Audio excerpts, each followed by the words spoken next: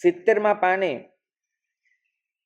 પહેલો મુદ્દો, અત્યારે સંઘ સામે સૌથી મોટી તકલીફ એ છે કે સંઘ નથી રહ્યો, વિવિધ ગુરુ ભગવંતોનો અનુયાયી વર્ગ બની ગયો છે. અનુયાયીનો અર્થ શું? કોઈક વિચારધારા તરફ થતો ઝુકાવ અને ઝુકાવ ધરાવનારો વર્ગ એ અનુયાયી વર્ગ છે. એ વર્ગ એક વ્યક્તિને પકડવા મથે છે, તેને પૂજવા ઈચ્છે છે અને પછી ગર્વ કરે છે કે હું આમનો ભક્ત છું, આ મારા ગુરુ છે, હું આમનો શ્રાવક છું. આ ગર્વને લીધે જે વ્યક્તિ એ વિચારધારામાં નથી એના તરફ તુચ્છતાનો ભાવ આવે છે અને સંભાવની ખોટ આવે છે. હવે તમને પ્રભુના વચનનો મતલબ સમજાશે. પ્રભુએ સમાવસરણમાં કહ્યું કે અનેકાંતની વાસ્તવિક ઉપાસના વગર અહિંસાની વાસ્તવિક ઉપાસના શક્ય નથી.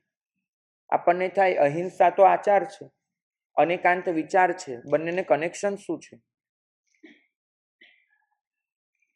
71માં પાને પહેલા મુદ્દામાં વાંચજો.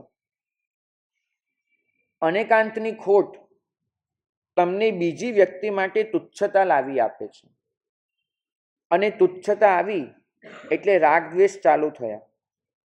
હવે તમે અહિંસાનું આચરણ નહીં કરી શકો, કેમ કે અહિંસા મૈત્રી ભાવ સ્વરૂપે છે અને જ્યાં બીજા માટે તુચ્છતા છે, બીજા માટે રાગ દ્વેષ છે, ત્યાં તમે અહિંસાનું વાસ્તવિક આચરણ જ ન કરી શકો. 71માં પાને બીજા મુદ્દાની કેટલીક લીટીઓ જે સિદ્ધસેન દિવાકરજીના શબ્દોનું સીધે સીધું અનુવાદ છે.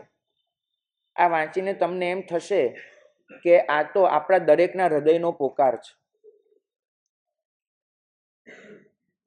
કોઈક ભગવંત બહુશ્રુત હોય, લોકોમાં અતિશય સંમત હોય, લોકો એમને ખૂબ માનતા હોય, લોકો એમને પ્રામાણિક પુરુષ તરીકે ઓળખતા હોય કે ધર્મ મળશે તો એમની પાસેથી મળશે, અને એને લીધે એમની પાસે બહોળો અનુયાયી વર્ગ પણ હોય, શિષ્યો પણ એટલા હોય, શ્રાવકો પણ એટલા હોય.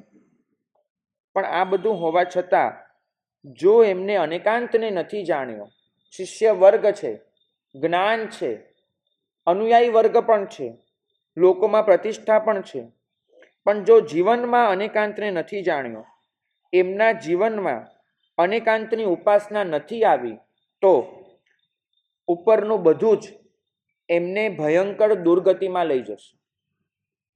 અનેકાંત નથી અને બીજું બધું મળી ગયું તો ભયંકર દુર્ગતિમાં લઈ જશે. આવા ભગવંતો જીન શાસનના વૈરી બનશે.